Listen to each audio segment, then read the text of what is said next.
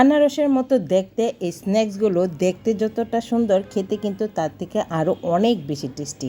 সাথে আরেকটা plus point হচ্ছে তৈরি করা অনেক বেশি সহজ। মা, এত মজা স্ন্যাক্স তৈরি করছো? কি মজা! কখন তৈরি করবে? ঝটপট করো না মা। দেখতে পাচ্ছ মেয়ের কিন্তু তর সইছে না, তাহলে চলো ঝটপট তৈরি করে ফেলি আমাদের আজকের রেসিপি।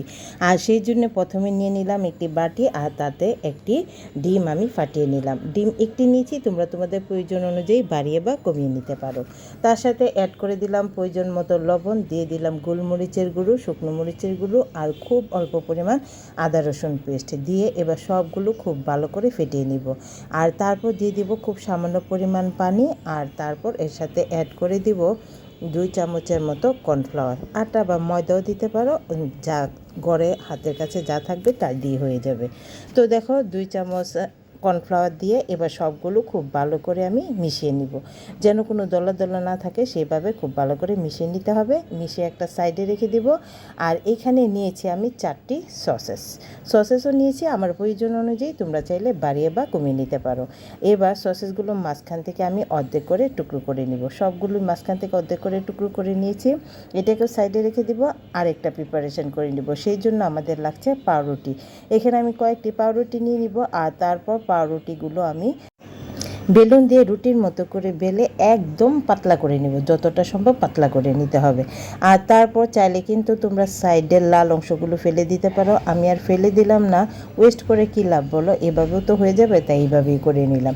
তো দেখতে পাচ্ছ আমি কিন্তু যতটা সম্ভব পাতলা করে বেলে নিয়েছি, আর তারপর এরকম মাঝখান থেকে অর্ধেক করে নিব।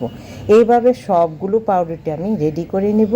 আর তারপর একটু দেখে তোমাদের বুঝে নিতে হবে যে আমি কিভাবে পাউরুটিগুলো তৈরি করছি। এখানে দেখো একটা অর্ধেকটা সসেস দিয়ে দিলাম, আর সসেসটা কিন্তু আমি মাঝখান থেকে দিয়ে তারপর সুন্দর করে এরকমভাবে রোল করে নিব।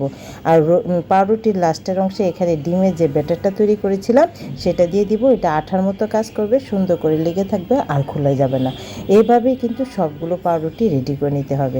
দেখতে পাচ্ছ তো কতটা সহজে আমি তৈরি করে নিলাম। এরকমই খুব সহজে তোমরা কিন্তু এই স্ন্যাক্সগুলো তৈরি করতে পারবে। তো দেখো এভাবে তৈরি করার পর এই যে বাড়তি অংশটা সসেসের বাইরের দিকে আছে সেটাকে আমি এরকমভাবে টুকরো টুকরো করে কেটে নিব, যার কারণে দেখতে অনেকটা আনারসের মতো লাগবে। দেখতেই পাচ্ছ আমি কিন্তু এটাকে 6 টুকরো করে নিয়েছি, কিছু আমি 4 টুকরো করে কেটে নিয়েছি। এটা আসলে কীরকম মোটা বা চিকন তার উপর ডিপেন্ড করে সবগুলো তৈরি করে নিয়েছি। আর সবগুলো তৈরি করার পর দেখতে পাচ্ছ কতটা সুন্দর লাগছে এখনই, আর বাজার পর কতটা সুন্দর লাগবে সেটা তো তোমরা দেখেই নিয়েছো।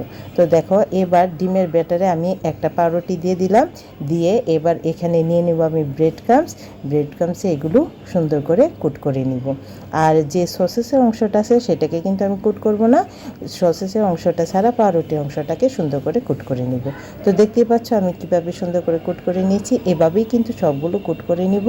আর কুট করে নেওয়ার পর আমাদের কাজ কি সেটা তো তোমরা জানোই, একটু ডুবো তেলে সুন্দর করে ভেজে নিতে হবে। সেই জন্য আমি আগেই ডুবো তেলে গরম করতে বসে রেখেছিলাম। তো তেলটা গরম হয়ে গেলে এক এক করে সবগুলো এভাবে আমি গড়ে নিয়ে তারপর তেলে দিয়ে দিব সরাসরি। চাইলে কিন্তু এইভাবে তোমরা ডিপ ফ্রিজেও সংরক্ষণ করে রাখতে পারো, যে কোনো মুহূর্তে বের করে এগুলো ভেজে নিতে পারো। অতিথি আপ্যায়নে অথবা স্কুলের টিফিনে ঝটপট করে তৈরি করে দিতে পারবে। হাতের কাছে জাস্ট পাউরুটি আর সসেস থাকলেই কিন্তু তৈরি করে নেওয়া সম্ভব। তোমরা আশা করি দেখেই বুঝে নিয়েছো যে আসলে এই স্ন্যাক্সগুলো তৈরি করা কতটা সহজ, আর খেতে কী পরিমাণ টেস্টি হবে এটাও আশা করি তোমরা দেখে বুঝে নিয়েছো। তারপরও ঘরে একবার তৈরি করো, তাহলে কিন্তু বুঝতে পারবে যে আসলে কী পরিমাণ টেস্টি। তো দেখো কথা বলতে বলতে আমি কিন্তু কতগুলো ভেজে নিয়েছি, দিয়ে সাথে সাথে নাড়াচাড়া করা যাবে না, এক পাশ লাল হওয়া অবধি অপেক্ষা করতে হবে। একটা পাশ লাল হয়ে গেলে তারপর অপর পাশটাকেও লাল করে ভেজে নিব। ভাজার পর এই স্ন্যাক্সগুলো আমি সার্ভ করেছিলাম টমেটো সস দিয়ে। এই স্ন্যাক্সগুলো কিন্তু তৈরি করতে দেরি হবে, খেতে দেরি হবে না। দেখতে পাচ্ছ ভাজার পরে কিন্তু খাওয়া দাওয়া শুরু হয়ে গেছে। তো তোমাদের কাছে কেমন লাগলো রেসিপিটা কমেন্ট করে জানিও, আর ভালো লাগলে বেশি বেশি শেয়ার করে দিও। আর খাওয়ার পর আমার রিভিউ একটু শুনো। মা, সেই মজা! সবাই ভালো থেকো, টাটা।